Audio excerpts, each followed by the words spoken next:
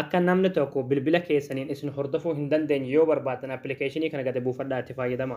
Aappiin kun yoo namni tokko bilbila keessaniin isin hordofaa jiraate asirratti isiniif hima jechuudha. Asirratti isin agarsiisa. Akkasuma namni yoo kaameraa bilbila keessaniitiin isin hordofaa jiraates sagalee bilbila keessaniitiin namni yoo isin dhaggeeffataa jiraates akkasuma lookeeshinii bilbila keessaniitiin yoo isin hordofaa jiraates asirratti milikkata wayii isin agarsiisa jechuudha.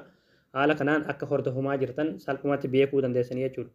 Hayyee daawwatan kiyya aappii kana gabbuufachuudhaaf as kiroomii keessanii galtanii achi booda bakka sarchii kanarratti michuu joobis jettanii barreessanii michuu joobis achi booda sarchii goosiftu achi booda asirratti michuu joobis.com kan jedhu irratti yeroo tokkoof kilikni gootu achi booda haala kanaan asitti sifidaa asirratti ayikoonii sarchii irratti yeroo tokkoof kilikni gootu bakka sarchii kanarratti daash jettanii barreessanii daash achi booda sarchii goosiftu achi booda haala kanaan suuraa kana siniifitaa suuraa kanarratti yeroo tokkoof kilikni gootu achi booda appicha gabbuufachuudhaaf asirra suuta gadi deemtu suutumaan gad deemtu kun asirratti qalama diimaadhaan kan barraa'e aappii as tuqaa buufadhaa akka jiru jalatti daawulood kan jiru jira daawuloodii sanarratti kilik gootaniitti aappicha gabbuufattanii hayyee daawwattan kiyya appilikeeshinii egaa gabbuufattanii aappiin haala kanaan isiniif banama jechuudha yoo namni tokko lookeeshinii bilbila keessaniitiin isin hordofu jiraates salaatuluma isiniif himaa yoo namni tokko kaameraa bilbila keessaniitiin isin hordofu jiraates as matarratti isiniif hima jechuudha kun asirratti kan argitanii tanaan isiniif hima jechuudha.